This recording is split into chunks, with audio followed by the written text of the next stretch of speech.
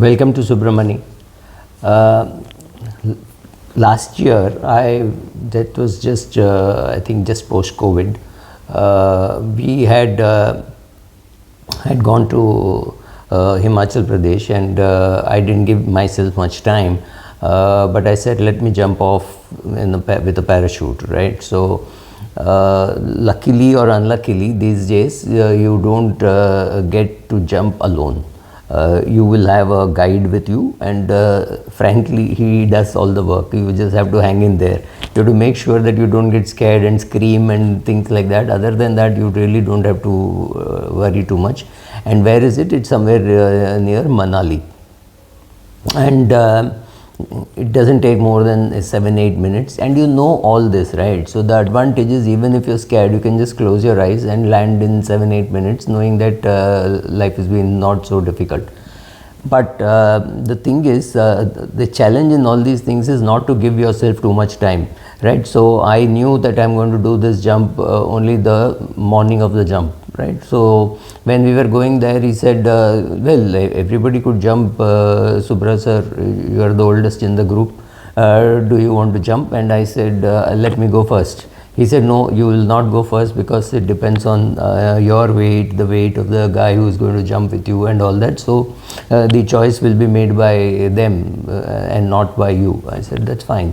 So I thought I could just walk up. It turns out to be a long distance, about 2 kilometers. So I said, no, okay. So we went up by train, and there we were standing, and like the whole thing of knowing at 8 o'clock that you're going to jump, and you're jumping at 9:30, gives you just 1.5 hours to worry about, saying, oh, what will happen, what happens if I fall, what happens if I crash.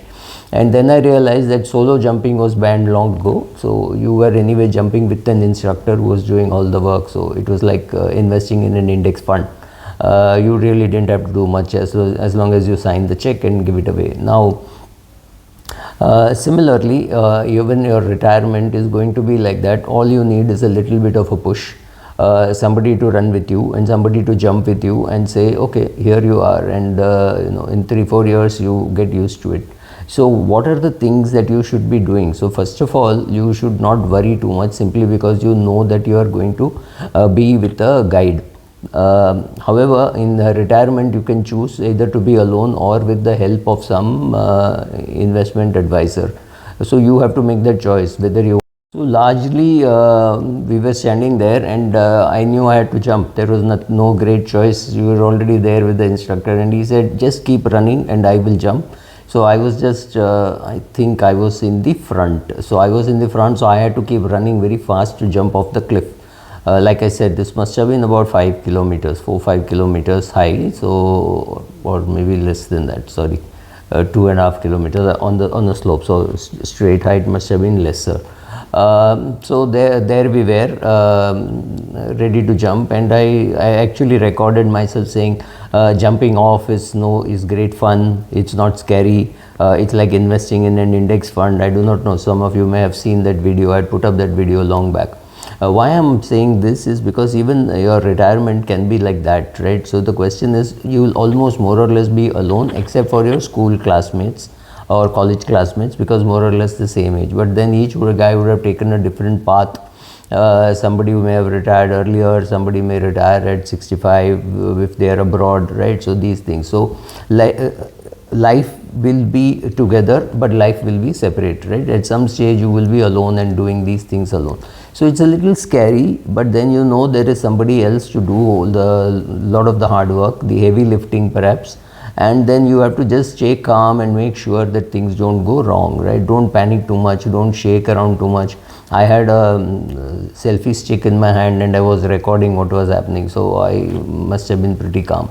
Then you know that you have to tuck and be ready to fall on the ground, and you know, because you're not coming at a very great pace, you can put your feet down, but you have to put your feet down in a particular way so that you don't break your leg.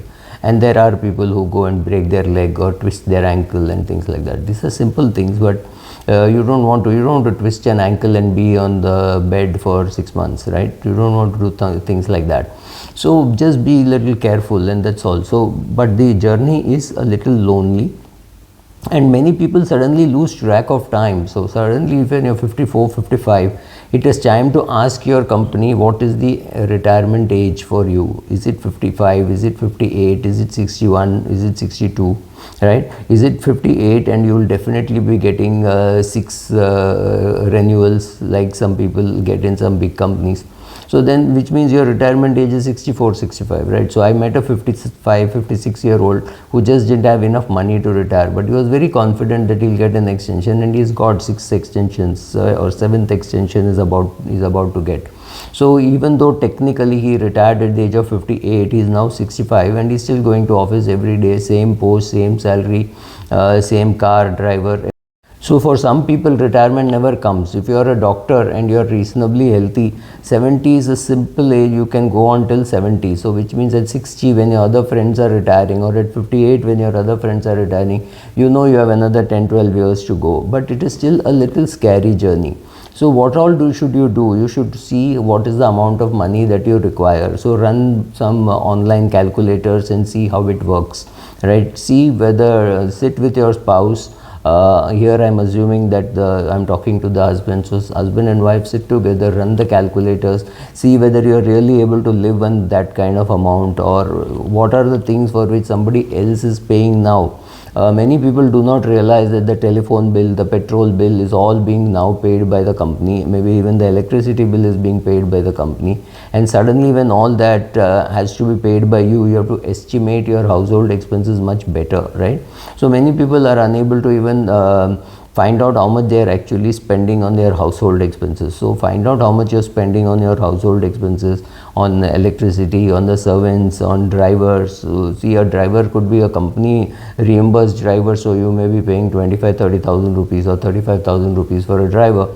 But when you keep your own driver, you may not want to keep such an expensive driver, or you may say, okay, on days when I have to really go far away, maybe 150 kilometers, I'll hire a Ola or a Uber. I don't need a full-time driver. I will use a driver maybe to go get around nearby places, but when it is far away, I'll hire a driver. Even that is possible.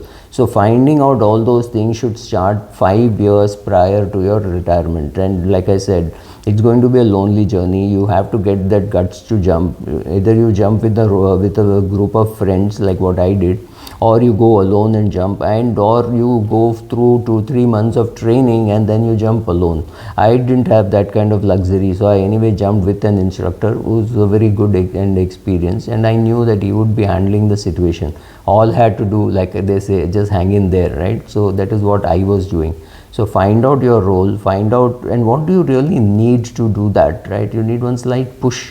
I remember a very big aviation expert, a big parachuter, he said, what helped you get into this? And he said, a kick in the butt by my instructor when on my first jump, right? So first jump, you need that help. I remember first time I jumped into the swimming pool, it was a slight push from my coach, and there I was into the water. It was not say very difficult, but I doubt whether I can still do it now. Right, so some of these things you need a lot of help, some of these things become a habit, and then you are able to do it regularly. So retirement is a little scary. You may be worried about being lonely, you may be worried about running out of money, you may be worry about being unwell and having to look after, you may worry about what happens when I am single, right? You will have all those worries, but you have to still make the first step. All those worries could start maybe when you're 80, or maybe you die at 79 and you don't have to even worry about it, right? So get yourself in good shape, get your money in good shape, sit with your spouse, look at the calculators, see how to really live. So 5 years prior to your retirement, start doing this trial runs, see what happens if you don't go to office, take 1 week off and just sit at home. See how it works, right? So all these things, nothing prepares you for the real retirement, but doing these simple small steps and realizing that even though you have friends, classmates, colleagues, siblings, everybody helping you, remember ultimately the jump has to be made by you. All the talking to people who have already made the jump, or looking behind you and looking at the long queue, or looking at the 3 people ahead of you who are going to jump from the plane, all that is very useful. But when it comes to yourself, you have to make the jump. And luckily, like I said, They do not have solo jumps anymore. It is instructor led jumps.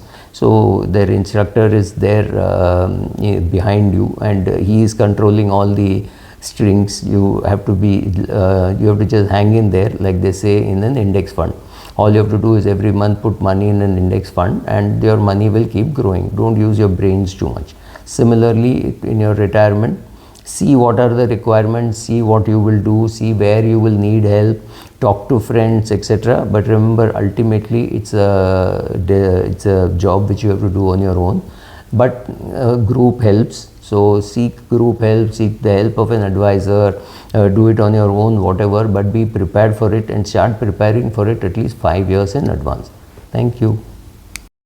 I have always been saying this, that when you retire, or when you are even generally in life, what you remember are experiences, not the things that you buy. So of course you need things. Of course, when you buy a new camera or a laptop or a car, you feel very happy that you bought it. You need it for the utility. But beyond that, after 1 month or 2 months, or maybe even a few days or a few hours, the charm is lost, right? You bought a camera, you bought a lens, and you were very excited, but then you didn't sit down to learn how to use it, etc. You bought a watch, you bought a car. Any of those things have the same thing, but what you really remember are the experiences. So if you decide, let's say we are in the month of March, and you decide to go for a vacation in the month of August or July, and you start planning for it right from March. You're finding out, you say 2 of you are going or 3 of you are going, then you ask your classmates, your siblings, your colleagues, friends, and they and suddenly it becomes a group of 6-7 people. You make a WhatsApp group, you then get excited by the whole thing, then you go negotiate the hotels, you book the the air tickets, and then, right, so the whole experience from March to July or August, whenever you're actually going, it's a great experience. It's fun. You're talking about it, you're talking about what clothes to take, what food to eat, what to do, right? That kind of fun that you get when spending, maybe you're spending only 40,000 rupees or 50,000 rupees on the trip. It's not something very high that you're talking about, but the pleasure that it gives you, and the fact that you're going to spend so much time talking about it, preparing,